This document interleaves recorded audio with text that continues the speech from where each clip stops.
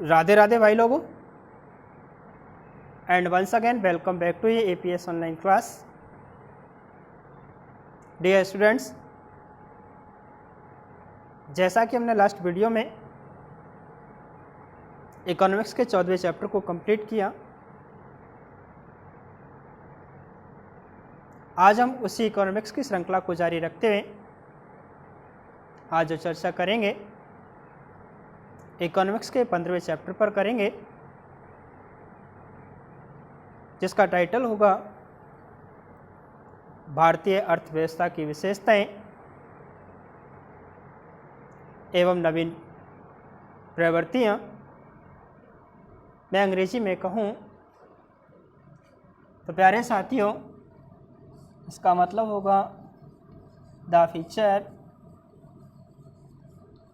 Features of Indian economy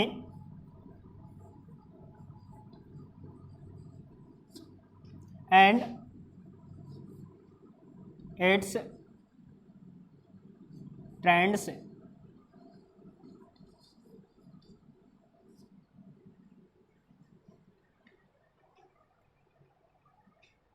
features का शाब्दिक अर्थ विशेषताओं से होते हैं।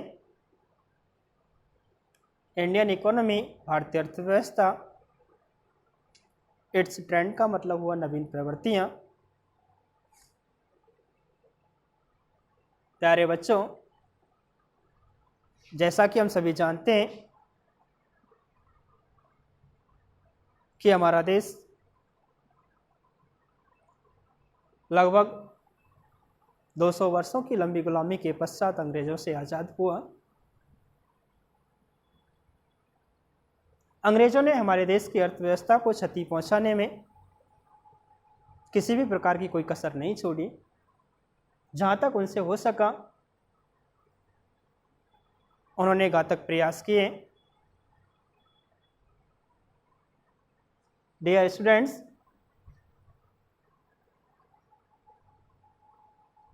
जिस नाजुक मोड़ पर हमारी अर्थव्यवस्था को अंग्रेजों ने लाकर छोड़ा था, उस अवस्था से हमारे देश की पटरी को वापस लाने के लिए या हमारे देश की अर्थव्यवस्था को पटरी पर वापस लाने के लिए हमारे पास जो कार्य था कोई चुनौती से भरा हुआ कार्य नहीं था। वो किसी चुनौती से कम कार्य नहीं था।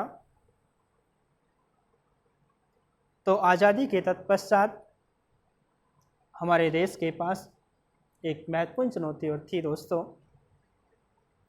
और उस महत्वपूर्ण चुनौती में हम चर्चा करेंगे हमारे देश की अर्थव्यवस्था के विकास के संदर्भ में। प्यारे साथियों, इससे पहले मैं बात करूं ओनली फॉर चुनौती शब्द की,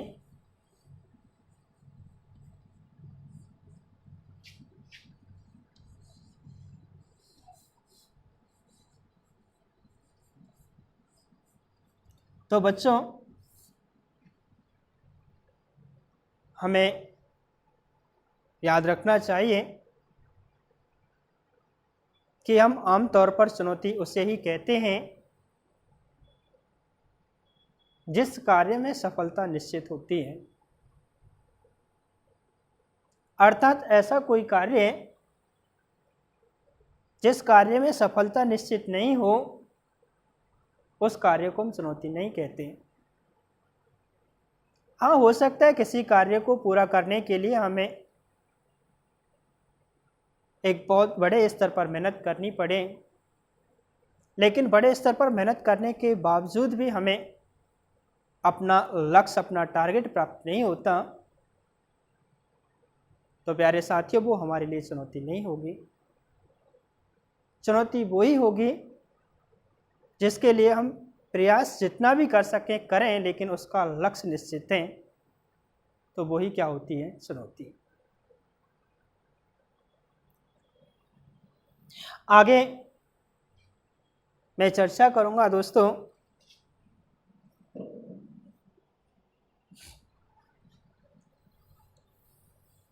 अर्थव्यवस्था की, जैसा कि मैं आपको एक बार पहले भी बता चुका हूं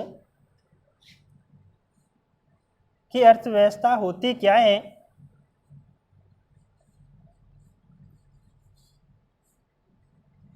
तो प्यारे साथियों,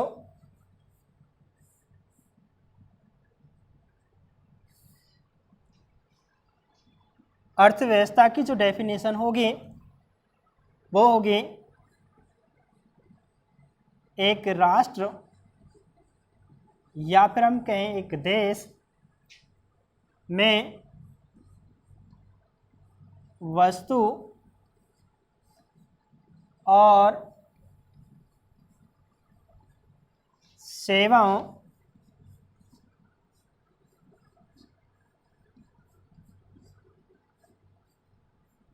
के उत्पादन,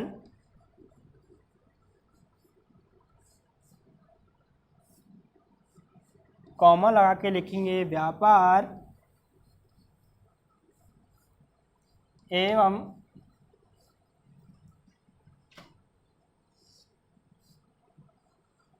उपभोग आदि से जुड़ा हुआ तंत्र, आदि से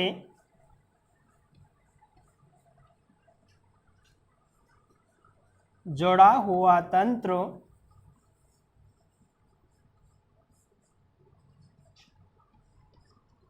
अर्थव्यवस्था कहलाता है।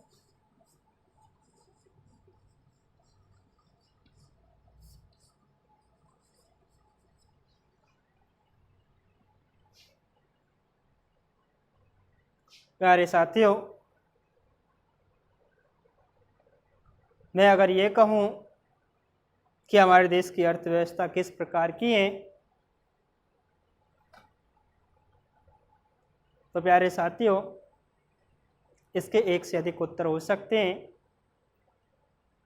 जैसे कि आपने सुना होगा कि हमारे देश को की अर्थव्यवस्था को एक कृषि प्रधान अर्थव्यवस्था भी कहते हैं।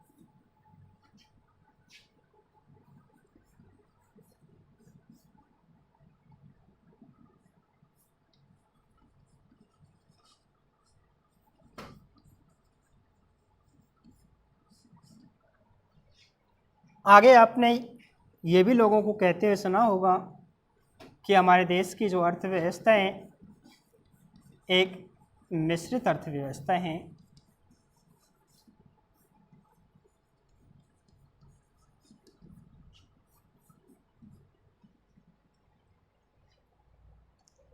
इनके सीधे सीधे से कारण है कि हमारे देश की जो अधिकांश जनसंख्या है वो कृषि कार्यों में संलग्न होने के कारण हमारे देश की अर्थव्यवस्था को कृषि प्रधान अर्थव्यवस्था कहा जाता है। आगे मैं बात करूं मिश्रित अर्थव्यवस्था की, तो प्यारे बच्चों आपने सुना होगा कि वर्ल्ड में दो पॉपुलर युद्ध हुए, वार हुए, जिसे प्रथम विश्व युद्ध कहते हैं और दूसरे को द्वितीय विश्व युद्ध कहा जाता है। प्रथम विश्व युद्ध की मैं बात करूं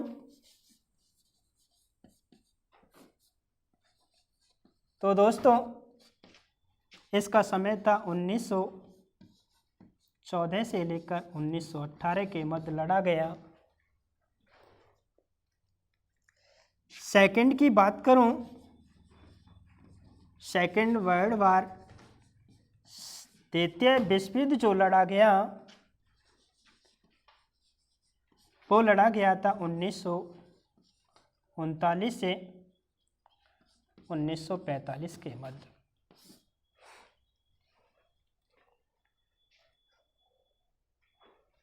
थोड़ी मैं चर्चा करना चाहूँगा द्वितीय विश्व युद्ध के संदर्भ में। द्वितीय विश्व युद्ध जब समाप्त हुआ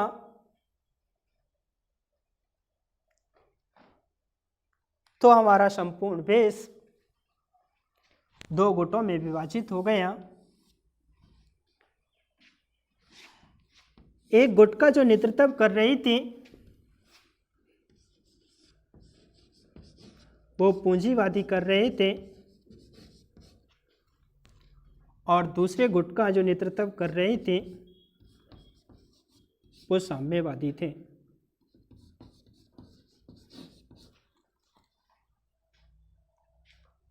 जैसा कि हम पढ़ते आ रहे हैं, पूंजीवादी गुट का नेतृत्व कर रही थी अमेरिका और साम्यवादी गुट का नेतृत्व कर रही थी सोवियत संघ।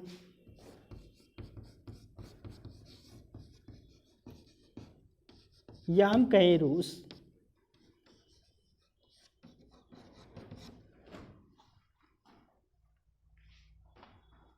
द्वितीय विश्व युद्ध की समाप्ति के बाद संपूर्ण विश्व दो गुटों में विभाजित हो गया।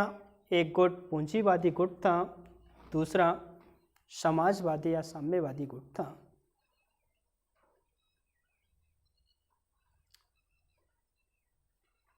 प्यारे साथियों, इस पूंजीवादी गुट का जो नेतृत्व कर रही थी अमेरिका कर रही थी और साम्यवादी या समाजवादी गुट का नेतृत्व कर रही थी सोवियत संघ रूस।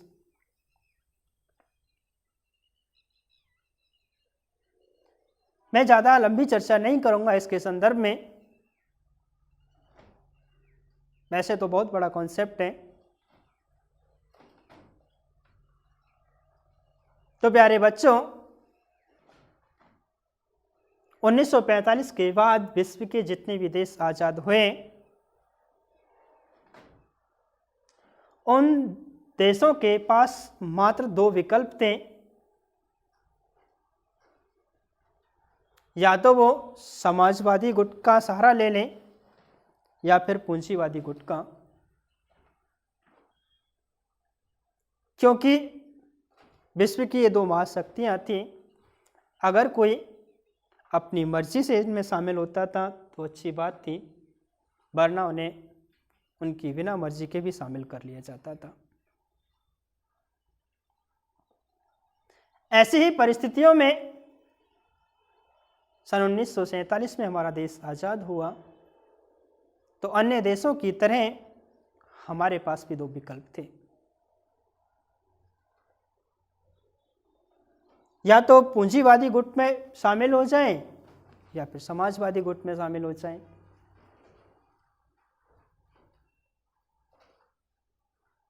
लेकिन प्यारे साथियों, जिस देश को विश्व गुरु कहा जाते हैं वो क्या किसी से कम हो सकते हैं? तो हमारे देश के जो विद्वान थे, बुद्धिजीवी व्यक्ति थे, हमारे राष्ट्र निर्माता थे, उन्होंने एक नई चाल खेली, एक नई साजिश के साथ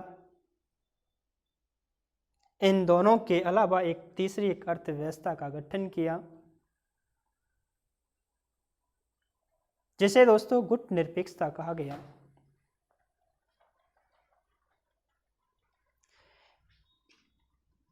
हमारे देश की आज़ादी तक सिर्फ दो ही गुट थे, एक पूंजीवादी गुट, दूसरा साम्यवादी या समाजवादी गुट। लेकिन हमारे देश ने एक गुट का और निर्माण किया जिसे कहते हैं गुट निरपेक्षता।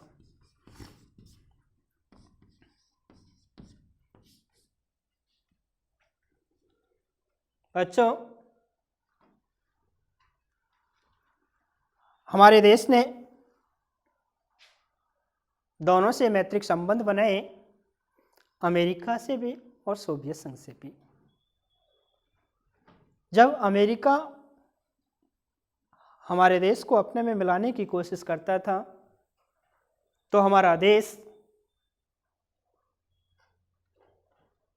सोवियत संघ के पास चला जाता था, और जब सोवियत संघ ये कोशिश करता था तो हमारा देश किसके पास आ जाता था? अमेरिका के पास। इस प्रकार की नीति के द्वारा हमारे देश ने एक नए गुट का निर्माण किया जिसे कहा गया गुट निरपेक्षता। वैसे मैं गुट निरपेक्षता के शाब्दिक अर्थ की बात करूं तो गुट निरपेक्षता का शाब्दिक अर्थ होते हैं दो गुटों की दलबंदी से अलग रहना। क्योंकि उस समय कितने गुट थे? दो, पूंजीवादी गुट और समाजवादी गुट। पूंजीवादी और समाजवादी गुटों से अलग होकर एक नए गुट का निर्माण किया जिसे कहा गया गुट निरपेक्षता। तो प्यारे साथियों, हमारे देश की जो अर्थव्यवस्था है वो ना तो पूंजीवादी गुट की है और ना ही समाजवादी गुट की। तो हमारे देश के जो अर्थशास्त्री हैं उन्होंने जो पूंजीवादी गुट की विशेषताएं थी उन विशेषताओं में से कुछ अच्छी विशेषताओं को लिया और जो कुछ विशेषताएं समाजवादी गुट की थी उन अच्छी समाजवादी गुट की विशेषताओं को लिया और इन दोनों अर्थव्यवस्थाओं से मिलकर एक नई अर्थव्यवस्था का निर्माण किया जिस अर्थव्यवस्था को कहा गया मिश्रित अर्थव्यवस्था। क्योंकि हमारे देश में किसी एक अर्थव्यवस्था का सहयोग नहीं है, हमारे देश की अर्थव्यवस्था एक से अधिक अर्थव्यवस्थाओं से मिलकर बनी, इसलिए हमारे देश की अर्थव्यवस्था को मिश्रित अर्थव्यवस्था भी कहा जाता है। आगे मैं ज़्यादा लंबी चर्चा नहीं करूंगा,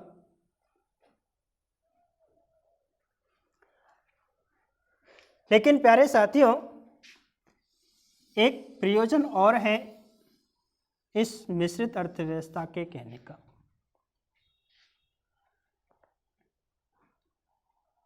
जिसका अध्ययन हम इस चैप्टर में करने वाले हैं। हमारे देश की अर्थव्यवस्था में कुछ जो लक्षण पाए जाते हैं वो अविकसित या बच्चों हम कह सकते हैं पिछड़ी हुई अर्थव्यवस्था।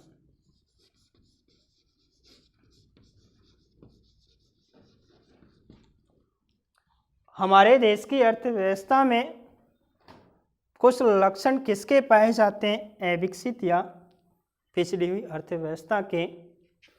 तो कुछ लक्षण हमारे देश में एक विकासशील अर्थव्यवस्था के लक्षण पाए जाते हैं। तो बच्चों पहले हम चर्चा करेंगे कि हमारे देश की अर्थव्यवस्था को अविकसित क्यों कहा जाते हैं। आखिर हमारे देश की अर्थव्यवस्था में एक अविकसित या पिछली अर्थव्यवस्था के लक्षण कौन कौन से सम्मिलित हैं। सेकंड कॉन्सेप्ट में हम पढ़ेंगे कि हमारे देश की अर्थव्यवस्था को एक विकासशील अर्थव्यवस्था क्यों कहा जाता है। वैसे इसमें कोई संशय की बात नहीं है कि हमारे देश की अर्थव्यवस्था विश्व के किसी भी अन्य देशों की अर्थव्यवस्था से कम नहीं है, क्योंकि विश्व में हमारा देश अर्थव्यवस्था के क्षेत्र में एक चौथा बड़ा राष्ट्र है।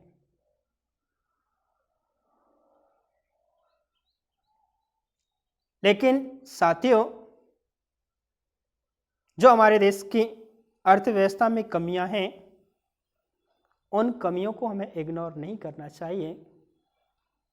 अगर हम कमियों को इग्नोर करेंगे तो आगे जाके हो सकते हैं कि हम अपनी अर्थव्यवस्था को उस स्तर तक ना ले जा सकें जिस स्तर पर ले जाने के हमने ख्वाब देखे हैं। तो हमें उन कमियों को देखना होगा और देखकर उन कमियों में सुधार करना होगा ताकि हमारे देश की अर्थव्यवस्था विश्व में चौथे स्थान से दूसरे पहले स्थान पे आ सके। तो बच्चों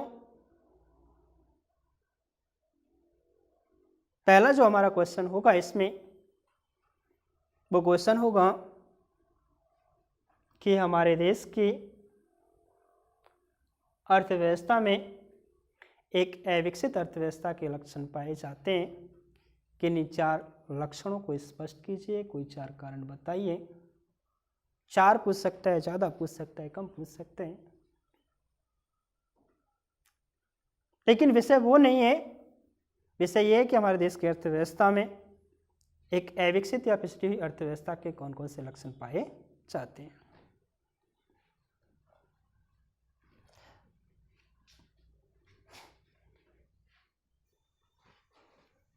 तो बच्चों,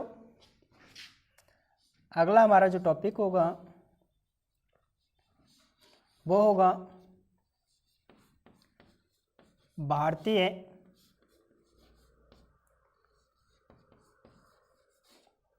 अर्थव्यवस्था में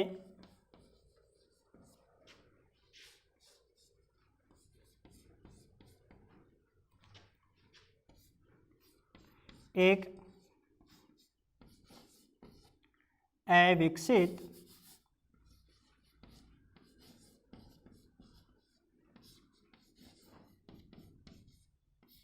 अर्थव्यवस्था के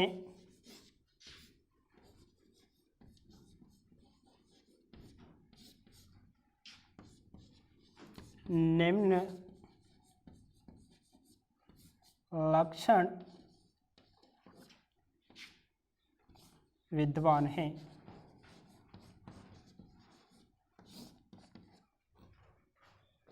जिसमें बच्चों पहला होगा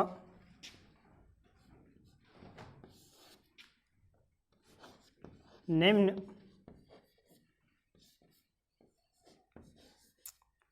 प्रति व्यक्ति आय।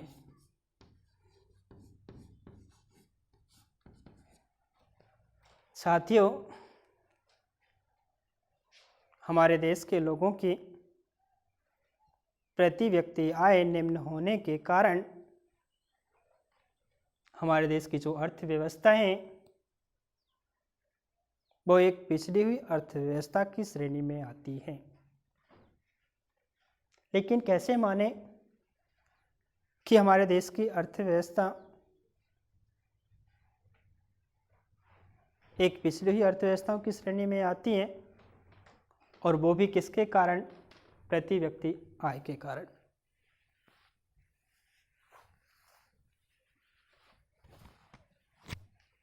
विश्व बैंक के सर्वे के द्वारा एक आंकड़े प्रस्तुत किए गए।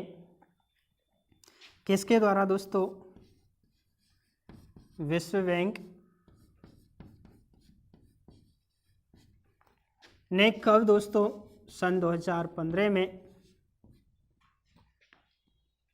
कुछ आंकड़े प्रस्तुत किए, और इसके अनुसार पाया गया कि हमारे देश के व्यक्ति की प्रति व्यक्ति सकल राष्ट्रीय आय कितनी है? 1590 अमेरिकी डॉलर।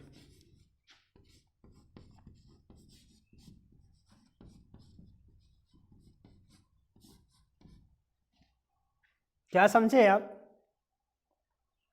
विश्व बैंक ने एक सर्वे किया, और सर्वे में पाया गया कि हमारे देश में प्रति व्यक्ति सकल राष्ट्रीय जो आय है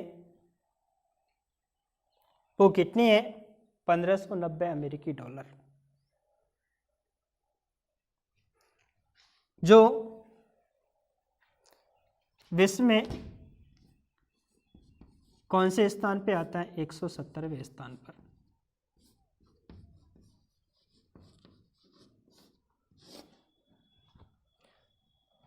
प्रति व्यक्ति सकल राष्ट्रीय आय के हिसाब से हमारा देश विश्व में 170वें स्थान पे आते हैं। तो हम ये अनुमान लगा सकते हैं कि हमारे देश की अर्थव्यवस्था एक पिछड़ी हुई अर्थव्यवस्था है, क्योंकि हमारे देश की अर्थव्यवस्था में जो प्रति व्यक्ति आय है उसका स्थान विश्व के अन्य देशों से कहीं पीछे है।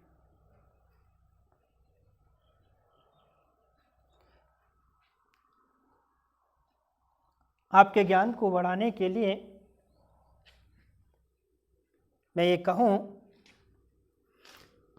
कि 1590 अमेरिकी डॉलर, वैसे इसकी वैल्यू कोई निश्चित नहीं है, बढ़ती रहती है, घटती रहती है, लेकिन मैं प्रेजेंट की बात करूं तो लगभग 75.15 रुपये का $1 होते हैं,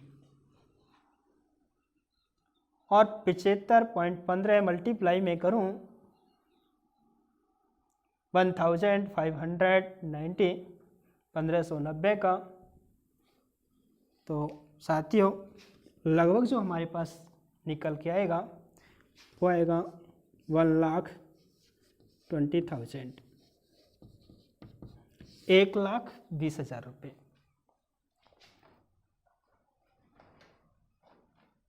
$1,20,000 जो हैं वो हमारे देश के प्रत्येक व्यक्ति की एक सकल राष्ट्रीय आय है।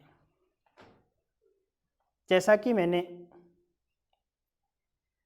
इससे पहले चर्चा की थी कि जो जीडीपी होती है, और एक पढ़ी थी हमने एनडीपी, जीडीपी बोले तो ग्रॉस डोमेस्टिक प्रोडक्ट,